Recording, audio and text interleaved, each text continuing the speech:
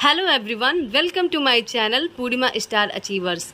आज का हमारा टॉपिक है एनसीएफ 2005। हम कोई भी पेपर क्यों ना ले लें, चाहे वो टेट का हो या सीटेट का हो, उस पेपर के सारे सब्जेक्ट में जैसे हिंदी हुआ, गणित हुआ, पर्यावरण हुआ, उस सब्जेक्ट में एनसीएफ से 2-4 क्वेश्चन आते ही आते हैं। अगर आप सीटेट का एग्ज़ाम देने जा रहे हैं या एक टीचर बनना चाहते हैं तो यूँ समझ लीजिए कि एनसीएफ 2005 आपके लिए एक आधारशिला है। कहने का मतलब ये है कि एनसीएफ भाई साहब हमारा पीछा छोड़ने वाले नहीं हैं। इन्होंने सीटेट और टेट में अपनी पकड़ बना के अभी भी रखा हुआ है। 2-4 क्वेश्चन तो लेके आते ही आते हैं। तो मैंने सोचा क्यों ना आज हम एनसीएफ 2005 के बारे में संपूर्ण और विस्तृत अध्ययन कर लें, जिससे हमारे परीक्षा में हम जो क्वेश्चन आए उससे हम अच्छे से कर सकें और हमारे जो नंबर हों वो बहुत ही अच्छे आ सकें।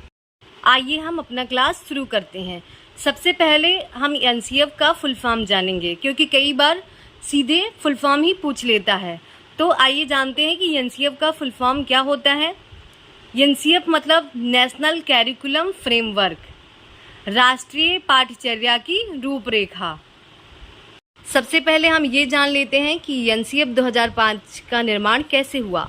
ये मानव संसाधन विकास मंत्रालय की पहल पर एनसीईआरटी द्वारा तैयार किया गया एक नवीनतम दस्तावेज है। ये मानव संसाधन विकास मंत्रालय की पहल पर एनसीईआरटी द्वारा तैयार किया गया नवीनतम दस्तावेज है। ये प्रोफेसर यशपाल जी की अध्यक्षता में तैयार किया गया। ये जो दस्तावेज है ये प्रोफेसर यशपाल जी की अध्यक्षता में तैयार किया गया। कई बार ये प्रश्न आता है कि एनसीएफ 2005 किसके अध्यक्षता में तैयार हुआ, तो हमारा आंसर होगा प्रोफेसर यशपाल जी। एनसीएफ 2005 की theme learning without burden. NCF 2005 की जो थीम है वो है लर्निंग विदाउट बर्डन। आइए आगे बढ़ते हैं और एनसीएफ 2005 की उत्पत्ति कहाँ से हुई है ये जानते हैं। एनसीएफ 2005 की उत्पत्ति रविन्द्रनाथ टैगोर जी के सभ्यता की प्रकृति नामक निबंध से हुई है। एनसीएफ 2005 का मुख्य उद्देश्य है शिक्षा बिना बोझ के। इसका मुख्य उद्देश्य है शिक्षा बिना बोझ के। आइए आगे बढ़ते हैं और एनसीएफ 2005 के दस्तावेज में कुछ सिद्धांतों का वर्णन है। उन सिद्धांतों को हम जानते हैं। एनसीएफ 2005 के 5 मार्गदर्शी सिद्धांत हैं। पहला है ज्ञान को स्कूली के बाहर जीवन से जोड़ना। कहने का मतलब ये है कि बच्चे का जो ज्ञान हो वो स्कूल तक सीमित ना होकर उसके बाहर के वातावरण से भी जुड़ा होना चाहिए। दूसरा है पढ़ाई को रटंत्र प्रणाली से मुक्त कराना। मतलब बच्चे को रटने पर जोर नहीं देना चाहिए, उनको समझाकर बताना चाहिए कि इनका मेन उद्देश्य है कि बच्चे का समझ विकसित करना चाहिए। तीसरा सिद्धांत है शिक्षा को सिर्फ पाठ्य पुस्तक तक सीमित ना रहने देना चाहिए।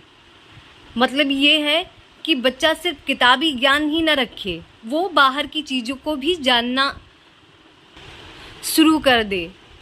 उसके आसपास में जो चीज़ें हो रही हैं, जो घटित हो रही है, उन सभी चीज़ों को उसको ज्ञान होना चाहिए।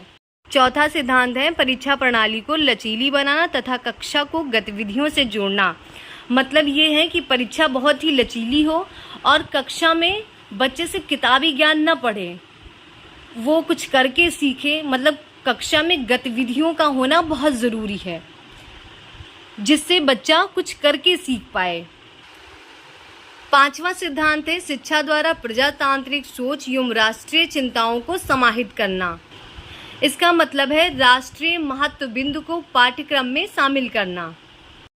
एनसीएफ 2005 के प्रमुख बिंदु। एनसीएफ 2005 रचनावाद पर जोर देता है। एनसीएफ 2005 रचनावाद पर जोर देता है। एनसीएफ 2005 कहता है कि परीक्षा में पास फेल बंद किया जाए तथा ग्रेडिंग प्रणाली लागू किया जाए। तीसरा बिंदु हमारा है शिक्षा बाल केंद्रित होनी चाहिए। मतलब जो शिक्षा हो वो बालक को ध्यान में रखते हुए शिक्षा देनी चाहिए। चौथा बिंदु हमारा है विद्यार्थियों को रटने से मुक्त कराया जाए, जिससे उनका चहुमुखी विकास हो सके। पांचवा बिंदु हमारा है पाठ्यक्रम ज़्यादा से ज़्यादा व्यवहारिक होना चाहिए। छठा बिंदु है शिक्षा बाहरी ज्ञान से जोड़ा जाए। फिर अगला है एनसीएफ कला शिक्षा, कार्य शिक्षा, स्वास्थ्य एवं शारीरिक शिक्षा व शांति शिक्षा, इन 4 क्षेत्रों पर विशेष ध्यान दिया। एनसीएफ 2005 सूबोपाल कौशल विकास पर जोर दिया है। सूबोपाल मतलब सुनना, बोलना, पढ़ना और लिखना, इन 4 कौशलों के विकास पर बहुत ही जोर दिया है। एनसीएफ 2005 में बताया गया है कि बच्चों की जो शिक्षा होनी है वो सबसे पहले मातृभाषा में होगी। एनसीएफ 2005 में पुरस्कार व दंड सीमित रखे गए हैं। हम लोगों ने एनसीएफ 2005 के बारे में, उसके सिद्धांतों के बारे में, उसके कुछ बिंदुओं के बारे में जानकारी ले ली है। आइए आगे बढ़ते हैं और एनसीएफ का जो उद्देश्य है उसको जान लेते हैं। एनसीएफ 2005 बालक के मूल्यांकन के लिए सतत एवं व्यापक मूल्यांकन पर बल देती है। एनसीएफ 2005 का उद्देश्य बच्चों में नवीन सोच, तर्क क्षमता, चिंतन विकसित करना है। एनसीएफ 2005 बच्चों के अनुसार शिक्षा देने पर बल देता है, बच्चों को क्रिएटिव बनाने का मौका देता है।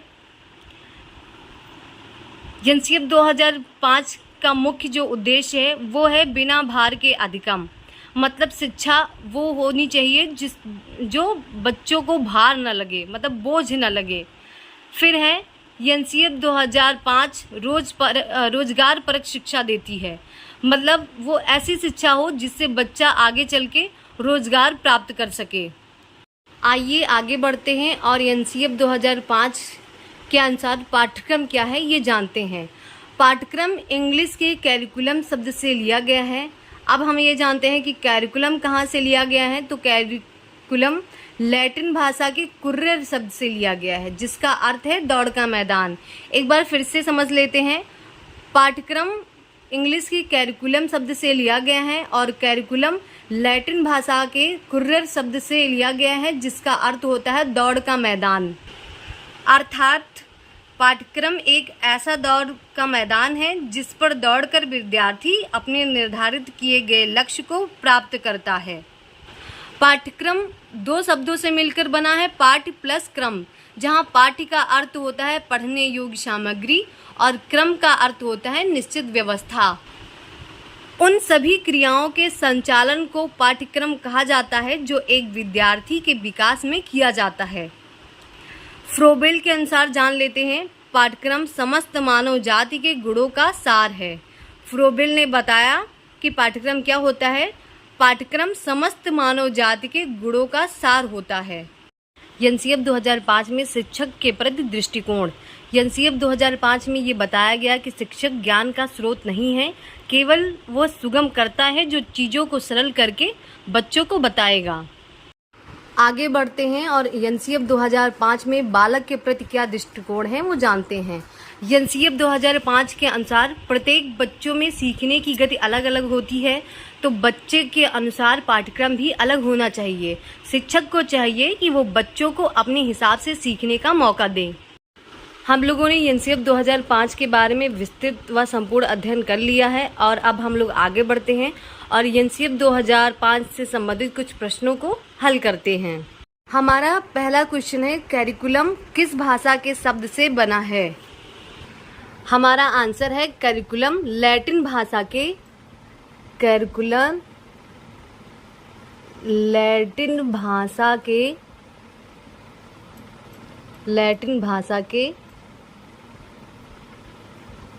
कुर्रर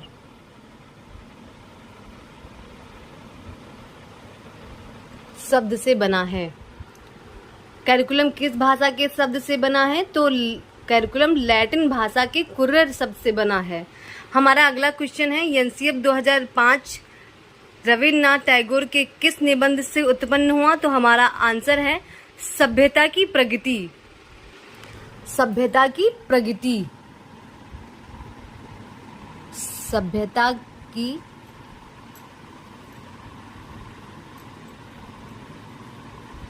प्रगति। एनसीएफ 2005 रविन्द्रनाथ टैगोर के सभ्यता की प्रगति नामक निबंध से उत्पन्न हुआ था। फिर हमारा अगला क्वेश्चन है, यशपाल शर्मा समिति में कुल कितने सदस्य थे? तो यशपाल शर्मा समिति में कुल 38 सदस्य थे। कुल 38 सदस्य थे। यशपाल शर्मा समिति में कुल 38 सदस्य थे। हमारा अगला क्वेश्चन है, राष्ट्रीय पाठ्यचर्या की भाषा का फार्मूला क्या था? तो उसकी भाषा का फार्मूला त्रिभाषा था। त्रिभाषा।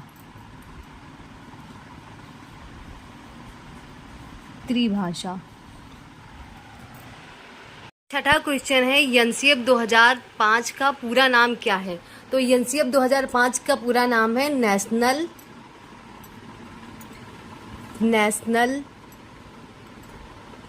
Curriculum framework.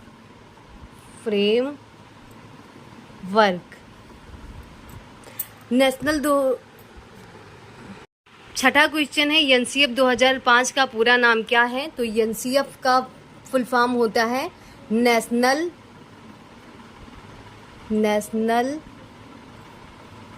Curriculum framework.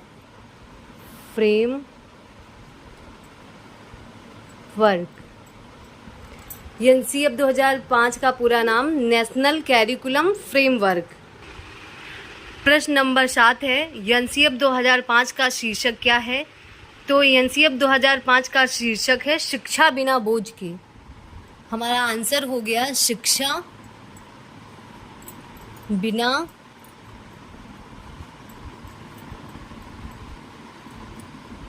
बोझ के। एनसीएफ 2005 का शीर्षक है शिक्षा बिना बोझ के। आइए 8वां क्वेश्चन देखते हैं, किस मंत्रालय की पहल से एनसीएफ 2005 तैयार किया गया? तो हमारा आंसर है मानव संसाधन विकास मंत्रालय। मानव संसाधन विकास मंत्रालय।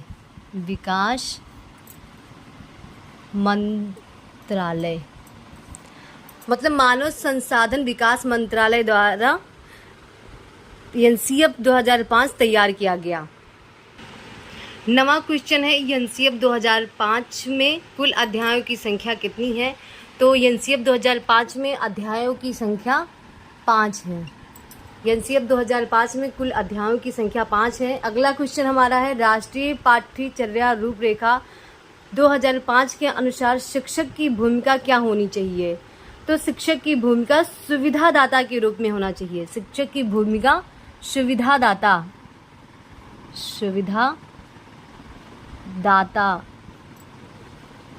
के रूप में होनी चाहिए। एनसीएफ 2005 के अनुसार शिक्षक की भूमिका सुविधादाता के रूप में होनी चाहिए। 11वां क्वेश्चन है, एनसीएफ 2005 किस पर बल देता है?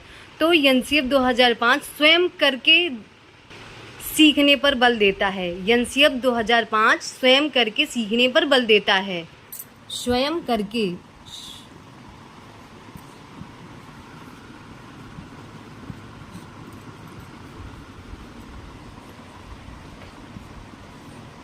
पर एनसीएफ 2005 स्वयं करके सीखने पर बल देता है।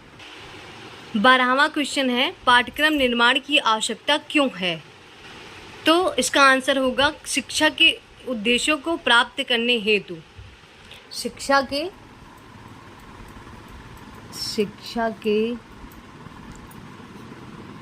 उद्देश्यों को प्राप्त करने हेतु। शिक्षा के उद्देश्यों को प्राप्त करने हेतु पाठ्यक्रम निर्माण की आवश्यकता है। अगला क्वेश्चन है, एनसीएफ 2005 में गणित की लंबी आकृति का क्या मतलब है?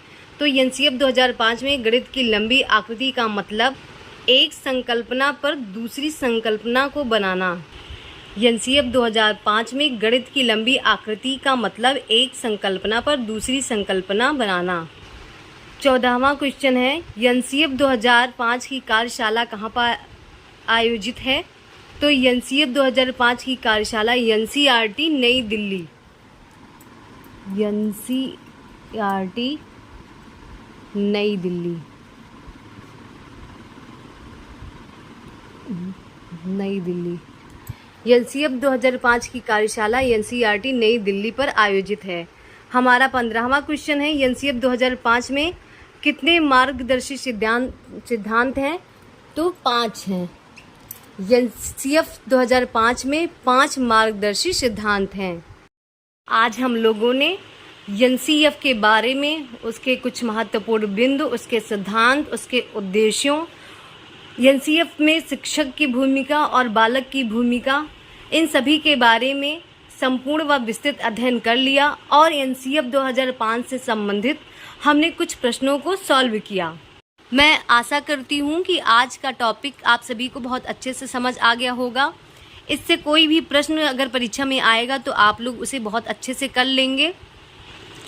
ऐसे ही मेरे वीडियो को पाने के लिए मेरे चैनल को सब्सक्राइब कर लीजिए, मेरे वीडियो को लाइक कीजिए और शेयर कीजिए। कमेंट करके ज़रूर बताइए कि आपको मेरा वीडियो कैसा लगा और बेल आइकन ज़रूर दबा लीजिए, क्योंकि जिससे मेरे वीडियो की नोटिफिकेशन आप सभी तक पहुंचती रहे। धन्यवाद।